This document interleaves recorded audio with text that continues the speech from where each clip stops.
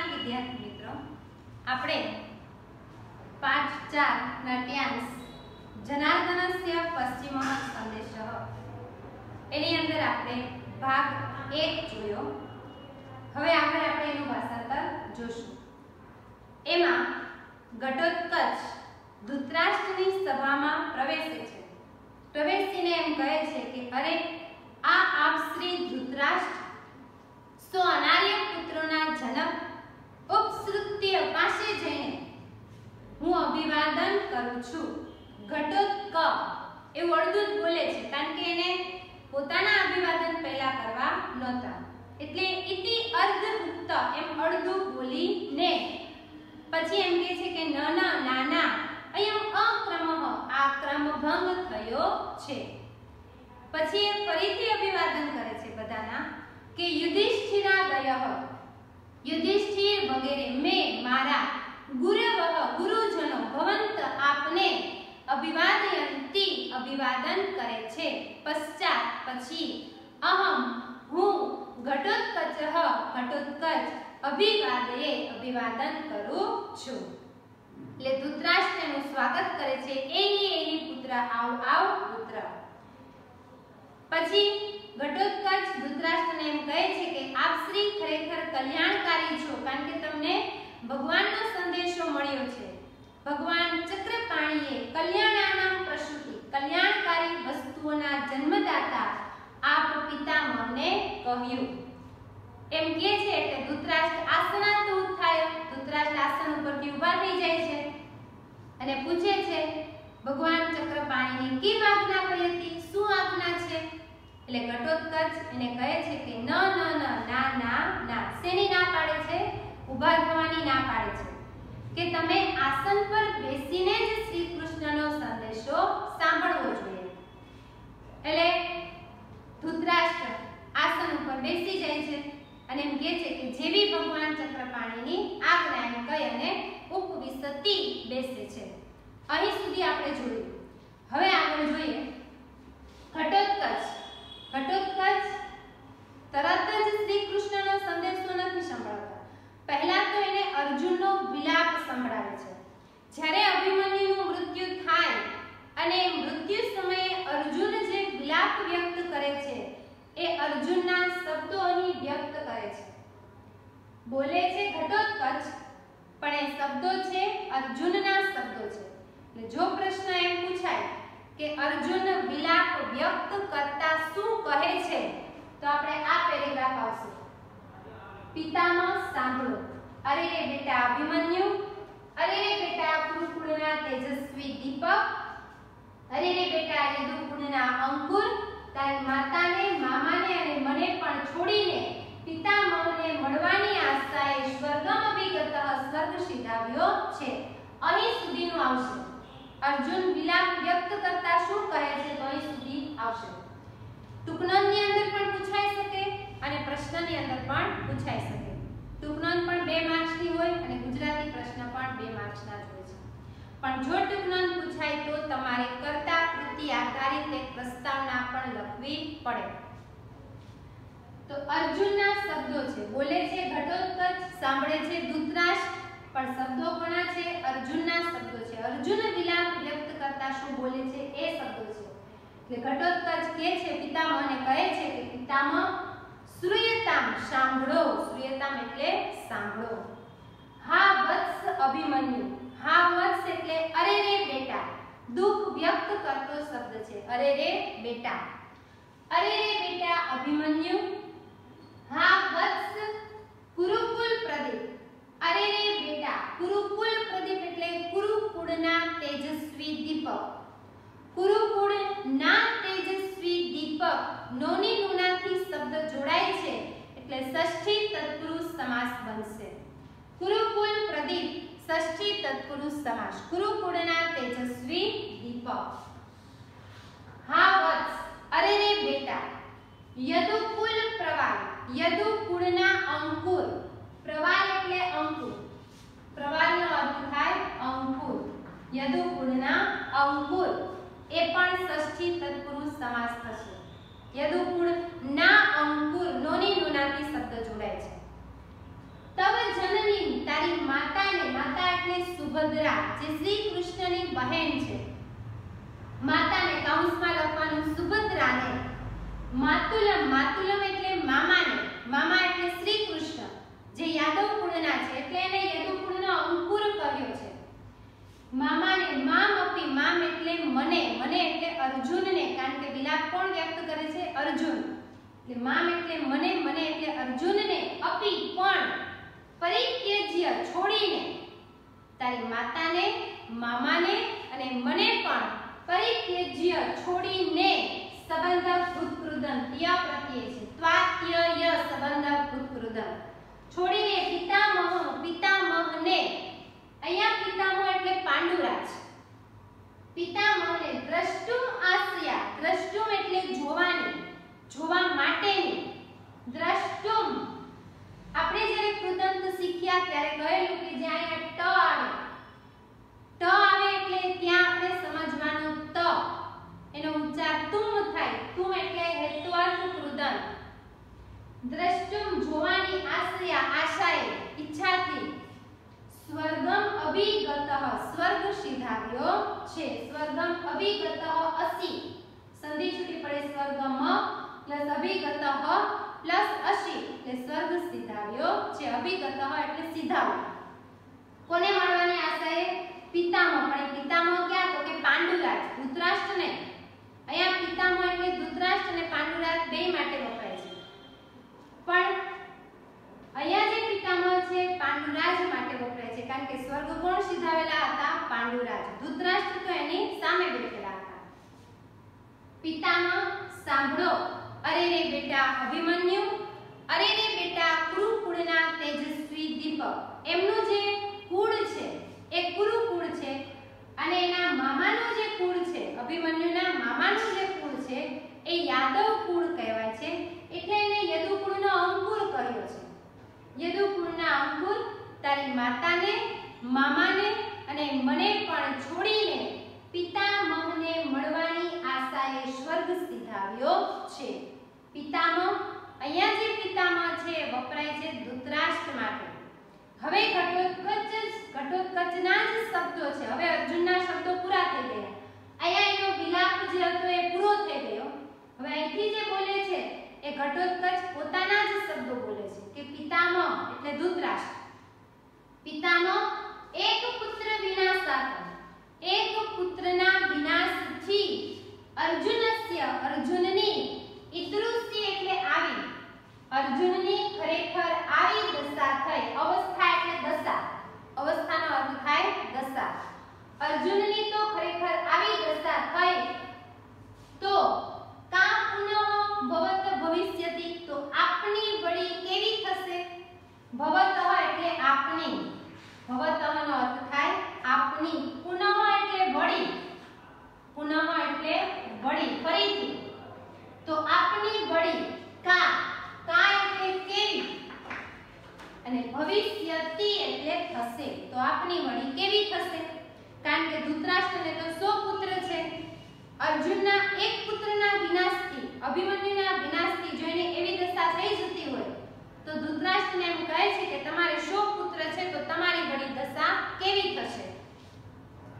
પિતામહ એક પુત્રના વિનાશથી અર્જુનની ખરેખર આવી દશા થાય તો આપની વળી કેવી થશે? પુનઃ ભવતઃ, આપની વળી કા કેવી, ભવિષ્યતિ થશે. ભવિષ્યતિ, સ્યતિ, સ્ય છે, સ્ય એટલે સામાન્ય ભવિષ્યકાળ. અન્ય પુરુષ એકવચન, તી પ્રત્યય છે. સામાન્ય ભવિષ્યકાળ, અન્ય પુરુષ એકવચન. એક પુત્ર વિનાશાત, એક પુત્ર. અહીંયા જે સંખ્યા આપેલી છે એક, એ અહીંયા દ્વિગુ સમાસ નહીં બને. દ્વિગુ સમાસનો દ્વિ એટલે બે, બે અથવા બે થી વધારે હોય ત્યારે જ દ્વિગુ સમાસ બને છે. જો એકની સંખ્યા આવી જાય તો એ સંખ્યા વિશેષણ કહેવાય, તો એ કહેવાય સંખ્યા વિશેષણ. એટલે એક પુત્ર આ વિશેષણ અને આ વિશેષ્યથી બનેલો શબ્દ છે એટલે કર્મધારય સમાસ બનશે. એક પુત્ર કર્મધારય સમાસ થશે. ને એક પુત્ર વિનાશાત શબ્દ આખો હોય તો એક પુત્રના વિનાશથી, ના પ્રત્યય જોડાય છે એટલે ષષ્ઠી તત્પુરુષ સમાસ। તો આપણી વળી કેવી થશે? પિતામહ સાંભળો, અરે રે બેટા અભિમન્યુ, અરે રે બેટા કુરુકુળના તેજસ્વી દીપક, અરે રે બેટા યદુકુળના અંકુર, તવ જનની તારી માતાને, માતુલમ મામાને અને મને પણ છોડીને પિતામહને મળવાની આશાએ, જોવાની આશાએ, દ્રષ્ટુમ એટલે જોવું અથવા મળવું ગમે તે લઈ શકાય, મળવાની આશાએ સ્વર્ગમ અભિગતઃ અસી સ્વર્ગ સિધાવ્યો છે। પિતામહ, અહીંયા પિતામહ એટલે ધૃતરાષ્ટ્ર। પિતામહ એક પુત્ર વિનાશાત, એક પુત્રના વિનાશથી, અર્જુનસ્ય અર્જુનની ખલ્લુ ખરેખર, ઈદૃશી આવી અવસ્થા એટલે દશા થઈ, તો કા પુનઃ ભવત ભવિષ્યતિ આપણી વળી કેવી થશે? તતઃ તો, તતઃ એટલે પછી થાય, પણ આપણે ભાષાંતર લેશું તો ઈદાનીમ, ઈદાનીમ એટલે અત્યારે, તો અત્યારે ક્ષિપ્રમ, ક્ષિપ્રમ એટલે ઝડપથી, તો અત્યારે ઝડપથી આત્મબલાધાનમ તમારા આત્માનું બળ, આત્મબલાધાનમ એટલે આત્માનું બળ, ષષ્ઠી તત્પુરુષ સમાસ થાય। આત્માનું બળ, નું પ્રત્યેથી જોડાય છે બે શબ્દો, ષષ્ઠી તત્પુરુષ સમાસ। તો અત્યારે તમારા આત્માનું બળ, પુરુષનો એટલે ધારણ કરો, પુરુષનો અર્થ થાય ધારણ કરો। વાક્યની અંદર એવું કહેવા માંગે છે કે ધૃતરાષ્ટ્રને એમ કહે છે કે તમારી આત્માનું બળ ધારણ કરો, એટલે ધૃતરાષ્ટ્રનું બળ કેમાં સમાયેલું હોય? તો કે એની જે સેના છે એ સેનાની અંદર એનું બળ સમાયેલું હોય। એકલા કૌરવો યુદ્ધ કરવા જાય તો જીતી શકે નહીં, કૌરવોને સેના પણ જોઈએ છે, એટલે એનું જે બળ છે એ એની સેનાની અંદર સમાયેલું છે। એટલે આત્માનું બળ ધારણ કરવું એનો અર્થ એવો કે એની જે સેના છે એ સેનાને પાછી વાળો, યુદ્ધ ભૂમિમાંથી સેનાને પાછી વાળી લો, એટલે કહેવાય આત્માનું બળ ધારણ કરો।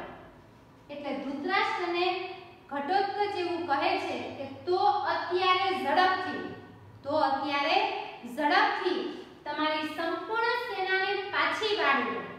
ભાષાંતર બે રીતે લખી શકાય, તો અત્યારે તમારી સંપૂર્ણ સેનાને પાછી વાળી લો, એમ ના લખવું હોય તો આ રીતે પણ લખી શકાય, તો અત્યારે ઝડપથી તમારા આત્માનું બળ ધારણ કરો। આત્માનું બળ ધારણ કરવું એનો અર્થ એવો કે મેદાનની અંદર, યુદ્ધ ભૂમિની અંદર જે સેના છે એ સેનાને પાછી વાળી લો। શા માટે? એ હવે આગળ આવશે કે શા માટે એની સેનાને પાછી વાળવાનું કહે છે, કારણ કે શ્રી કૃષ્ણ યુદ્ધ શાંત કરવા માંગતા હતા। હકીકતમાં મહાભારતની અંદર શાંત કરવા નથી માંગતા, પણ અહીં ભાષે ફેરફાર કરીને લખેલું છે। યથા તે પુત્ર શોક સમુસ્થિતઃ, પુત્ર શોક સમુસ્થિતઃ અગ્નિ પ્લસ ન, આયા સંધિ છૂટી પડે, પુત્ર શોક સમુસ્થિતઃ પ્લસ અગ્નિ પ્લસ ન, અહીંયા જ્યારે ની નિશાની છે એમાં આવી જશે વિસર્ગ, આ રીતે સંધિ છૂટી પડશે કે જેથી પુત્ર શોક સમુસ્થિત, પુત્રના શોકથી ઉઠેલા, અહીંયા ભાષાંતર થશે પુત્રના શોકથી ઉઠેલા, પુત્રના શોકથી ઉઠેલા। આ એક જ શબ્દની અંદર બે સમાસ બનશે, પુત્રના શોક એટલે ના એટલે ષષ્ઠી તત્પુરુષ સમાસ, ને આખો શબ્દ હોય તો પુત્રના શોકથી ઉઠેલા, તો છેલ્લે બે શબ્દોને જોડતો પ્રત્યય હોય એ સમાસ બને। તો આખો શબ્દ હોય તો તૃતીયા તત્પુરુષ સમાસ થાય, તો ષષ્ઠી ના થાય, છેલ્લે બે શબ્દોને જોડતો પ્રત્યય હોય એ સમાસ કરવાનો હોય તો તૃતીયા તત્પુરુષ સમાસ। પણ પુત્ર શોક આટલું જ પૂછાય તો ષષ્ઠી જ આવશે, અને આખો શબ્દ પૂછાય તો આવશે તૃતીયા। બે શબ્દો થી, થકી, વડે, દ્વારા પ્રત્યયથી જોડાય, થી, થકી, વડે, દ્વારા પ્રત્યયથી જોડાય તો થશે થશે તૃતીયા તત્પુરુષ સમાસ। તો પુત્રના શોકથી ઉઠેલા, પુત્ર શોક સમુસ્થિત, પુત્રના શોકથી ઉઠેલા, અગ્નિ, અગ્નિમાં, પુત્રના શોકથી ઉઠેલા અગ્નિમાં। હવે અહીંયા લેવાનું છે હવિહી પ્લસ ઇતિ, હવિહી પ્લસ ઇતિ। હવિ એટલે ભવિષ્ય, હવિનો અર્થ થાય ભવિષ્ય। ભવિષ્ય એટલે આપણે જ્યારે યજ્ઞ કરીએ એ યજ્ઞની અંદર આપણે જે કાંઈ હોમતા હોય, જવ, તલ, લાકડા જે કાંઈ આપણે એની અંદર નાખીએ, હોમીએ, એ લાકડા જે હોય એને કહેવાય ભવિષ્ય। યજ્ઞ કુંડમાં જે હોમવાનું હોય એને કહેવાય ભવિષ્ય। અને જે કાંઈ આપણે હોમીએ છીએ એ હોમી એટલે શું થાય તો કે એ બળી જાય છે, ભસ્મ થઈ જાય છે, એની અગ્નિમાં એ બળીને ભસ્મ થઈ જાય છે। એમ અહીં પણ અર્જુનનો જે ક્રોધ છે એ ક્રોધ યજ્ઞની અગ્નિ જેવો છે એવું અહીંયા દર્શાવે છે। પુત્રના શોકથી ઉઠેલા અગ્નિમાં ભવિષ્યની માફક, હવિ ઇતિ એટલે ભવિષ્યની માફક, તમારા, તેનો અર્થ થાય તમારા, તમારા પ્રાણમય, પ્રાણમય એટલે પ્રાણ, તમારા પ્રાણ ન દહે, અહીંયા આ જે ન છે આની સાથે લેવાનું છે, ન દહે એટલે બળી ન જાય, દહે એટલે બળી જાય, પણ ન દહે એટલે બળી ન જાય। અર્જુનનો જે પુત્ર શોક છે, અભિમન્યુનું મૃત્યુ થતા એણે જે વિલાપ કર્યો છે, દુઃખ વ્યક્ત કર્યું છે, એ દુઃખ એટલું બધું છે કે એની અંદરથી જે નીકળેલો અગ્નિ છે, એ શોકનો અગ્નિ છે, એ અગ્નિ હવન કુંડની અંદર જે અગ્નિ કેવો હોય એના જેવો એનો અગ્નિ છે। અને હવન કુંડમાં આપણે જે કાંઈ હોમીએ એને હોમાઈ જાય, ભસ્મ થઈ જાય, એમ આ અર્જુનની સામે કોઈ આવ્યું તો એ પણ અર્જુનમાં જે પુત્ર શોકનો ઉઠેલો અગ્નિ છે એ અગ્નિમાં બધાના પ્રાણ છે એ બળી ન જાય, એટલા માટે તમે તમારી સેનાને પાછી વાળો, એટલા માટે તમે તમારા આત્માના બળને ધારણ કરો, આત્માનું બળ ધારણ કરવું એટલે સેના પાછી વાળવી।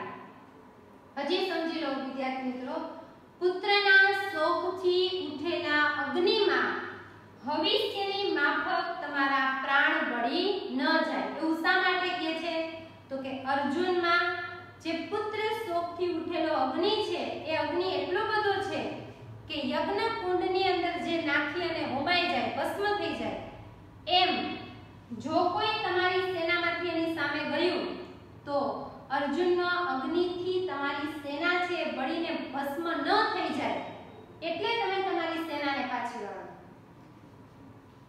અહીંથી ભાષાંતર જોઈએ। પિતામહ, સાંભળો, અરે રે બેટા અભિમન્યુ, અરે રે બેટા કુરુકુળના તેજસ્વી દીપક, અરે રે બેટા યદુકુળના અંકુર, તવ જનની તારી માતાને, માતુલમ મામાને, મામપી મને પણ પરિત્યજ્ય છોડીને, પિતામહમ પિતામહને દ્રષ્ટુમાશયા મળવાની આશાથી સ્વર્ગમ અભિગતઃ સી સ્વર્ગ સિધાવ્યો છે।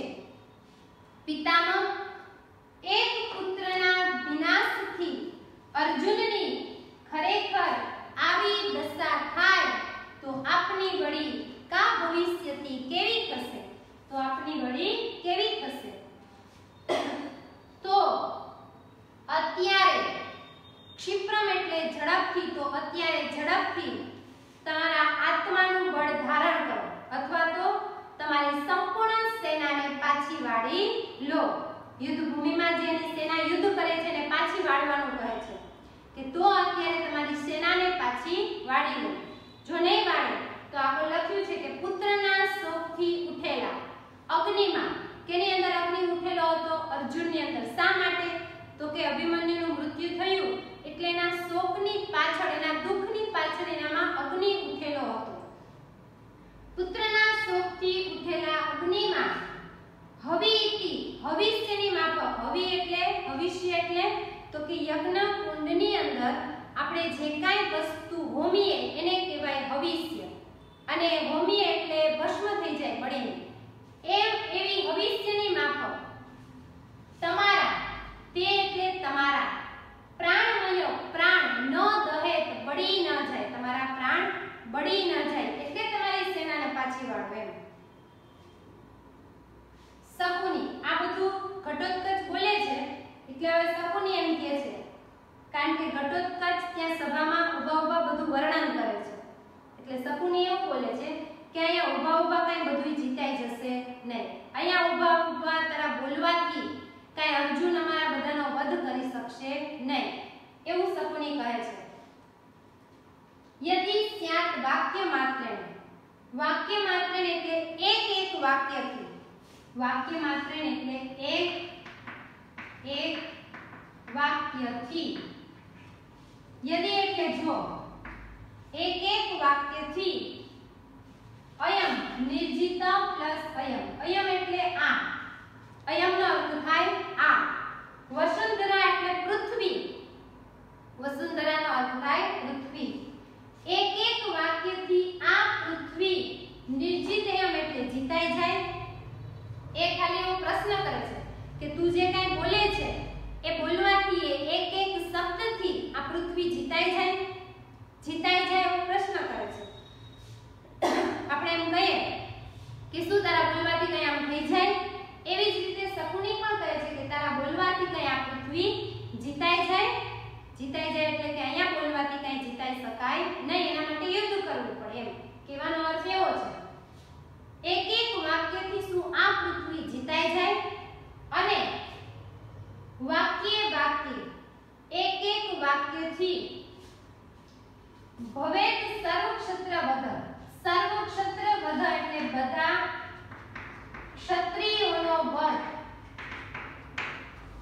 વાક્ય માત્રથી આ પૃથ્વી જીતાઈ જાય, અને એક એક વાક્યથી ભવેત સર્વક્ષત્ર વધ બધા ક્ષત્રિયોનો વધ, ભવેત કૃત એટલે થઈ જાય, વાક્ય માત્રથી આ પૃથ્વી જીતાઈ જાય, અને એક એક વાક્યથી બધા ક્ષત્રિયોનો નાશ થઈ જાય, એટલે તારા બોલવાથી આ જે કંઈ બોલવાના એક એક શબ્દ છે એ શબ્દથી કંઈ આ અમારા બધા ક્ષત્રિયોનો નાશ થશે નહીં, એવું કહેવા માંગે છે. શકુની કહે છે ઘટોત્કચને કે વાક્ય માત્રથી અયમ આ વસુંધરા પૃથ્વી નિર્જિતયમ એટલે જીતાઈ જાય, વાક્ય માત્રથી આ પૃથ્વી જીતાઈ જાય, વાક્ય વાક્ય એક એક વાક્યમાં સર્વક્ષત્ર વધ બધા ક્ષત્રિયોનો વધ, ભવેત કૃત એટલે થઈ જાય, વાક્ય માત્રથી આ પૃથ્વી જીતાઈ જાય, અને એક એક વાક્યમાં સર્વ ક્ષત્રિયોનો વધ થઈ જાય, એવું એ કહેવા માંગે છે કે અહીંયા બોલવાથી કઈ અમારા બધાનો વધ થઈ જશે નહીં, એના માટે તો યુદ્ધ કરવું પડે. સર્વ ક્ષત્ર બધા ક્ષત્રિયો, ક્ષત્રિય નામ છે, બધા વિશેષણ છે, સર્વ ક્ષત્ર કર્મધારય સમાસ થાય, ને સર્વ ક્ષત્ર વધ તો ષષ્ઠી તત્પુરુષ સમાસ, બધા ક્ષત્રિયો નો વધ, નો પ્રત્યયથી શબ્દ જોડાય છે.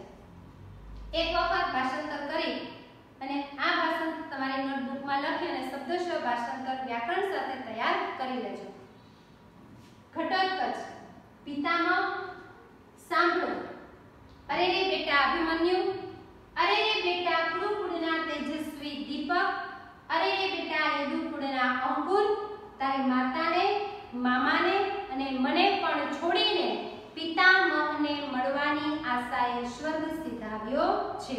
પિતામહ એક પુત્રના વિનાશથી અર્જુનની ખરેખર આવી દશા થાય તો કા પુનઃ ભવત ભવિષ્યતિ આપની વળી કેવી થશે? તો અત્યારે ઝડપથી તમારી સંપૂર્ણ સેનાને પાછી વાળો, અથવા તો અત્યારે ઝડપથી તમારા આત્માનું બળ ધારણ કરો, જેથી યથા એટલે જેથી પુત્રના શોકથી ઉઠેલા અગ્નિમાં ભવિષ્યની માફક તે એટલે તમારા પ્રાણમય એટલે પ્રાણને ન દહે એટલે બળી ન જાય, જેથી પુત્રના શોકથી ઉઠેલા અગ્નિમાં ભવિષ્યની માફક તમારા પ્રાણ બળી ન જાય.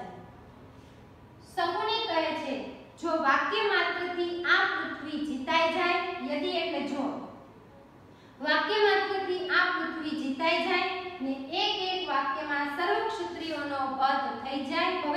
એટલે થઈ જાય। જો અભિમન્યુની ટૂંકનોંધ પૂછાય તો અભિમન્યુનું માતાનું નામ, અભિમન્યુની 3 રીતે ટૂંકનોંધ પૂછાઈ શકે। કુરુકુલ પ્રદીપ નું પાત્રાલેખન એમ પણ કહેવાય, યદુકુલ પ્રવાલ પાત્રાલેખન એમ પણ કહી શકાય અને અભિમન્યુનું પાત્રાલેખન એમ પણ કહી શકાય। અભિમન્યુ યદુકુળનો અંકુર છે અને કુરુકુળનો તેજસ્વી દીપક છે। અભિમન્યુની માતાનું નામ સુભદ્રા અને પિતાનું નામ અર્જુન છે। અભિમન્યુનું મોસાળ છે એ યાદવ કુળ છે એટલે એને યદુકુળનો અંકુર કહેવામાં આવે છે અને મામા શ્રી કૃષ્ણ છે। અભિમન્યુનું મૃત્યુ જયદ્રથના હાથે થાય છે। જયદ્રથ એટલે દુર્યોધનની જે બહેન છે દુસ્સલા, એનો પતિ છે, એનું નામ છે જયદ્રથ। એ જયદ્રથના હાથે અભિમન્યુનું મૃત્યુ થાય છે અને યુદ્ધ ભૂમિની અંદર એ વીર ગતિ પ્રાપ્ત કરે છે। ખૂબ જ વીર યોદ્ધા હોવા છતાં પણ એને આ ચક્રવ્યૂહમાં ફસાવી અને જયદ્રથ એનો વધ કરે છે। અભિમન્યુ ચંદ્ર દેવતાનો પુત્ર પણ કહેવાય છે। એમાં એવું હતું કે પાંડવોની સહાય માટે બધા દેવતાઓના પુત્રએ પૃથ્વી ઉપર જન્મ લીધેલો। જ્યારે ચંદ્ર દેવતાને કહેવામાં આવ્યું કે તમારા પુત્રને પણ પાંડવોની સહાય માટે ત્યાં પૃથ્વી પર માનવ દેહમાં મોકલો, ત્યારે ચંદ્ર દેવતા એનો વિરહ છે એ સહી નહોતા શકતા, એનાથી પુત્ર વિયોગ સહન થતો નહોતો। એટલે ચંદ્ર દેવતાએ એવું કહેલું કે મારો પુત્ર છે એ પૃથ્વી ઉપર માનવ યોનિમાં જ્યારે જન્મ લેશે ત્યારે એની 16 વર્ષની આયુની અંદર જ એનું મૃત્યુ થશે કે જેથી કરી એને પુનઃ એ ફરી પાછો ત્યાં સ્વર્ગમાં જતા રહે। એટલા માટે પણ અભિમન્યુનું મૃત્યુ છે એ નાની વયે 16 ઉંમરની વયે જ એ ચક્રવ્યૂહમાં ફસાવાના કારણે નાની વયે એનું મૃત્યુ થાય છે। અભિમન્યુની પત્નીનું નામ ઉત્તરા અને એના પુત્રનું નામ હોય છે પરીક્ષિત। જે પરીક્ષિત છે એ જ પછી આ હસ્તિનાપુરનું રાજ્ય સંભાળે છે। તો આ રીતે અભિમન્યુનું પાત્રલેખન પૂછાય તો એના આધારિત મહાભારતમાં એનું જે કાંઈ વર્ણન છે અભિમન્યુનું એ તમે અહીં પણ કરી શકો।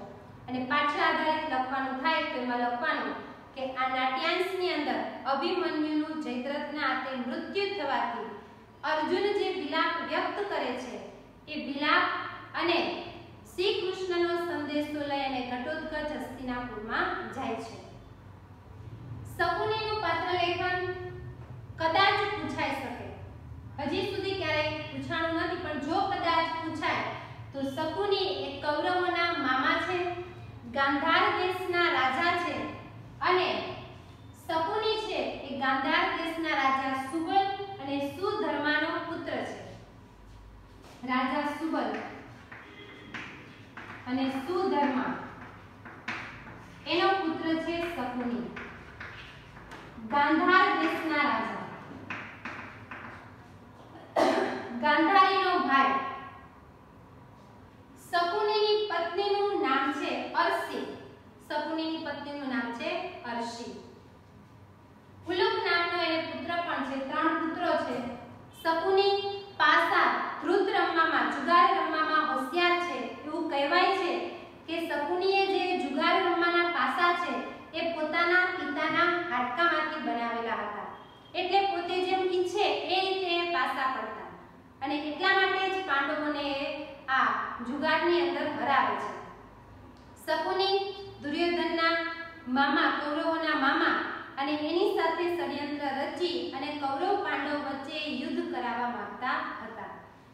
ગાંધારીનો ભાઈ સુબલ અને સુધર્માનો પુત્ર છે, ગાંધાર દેશનો રાજા છે।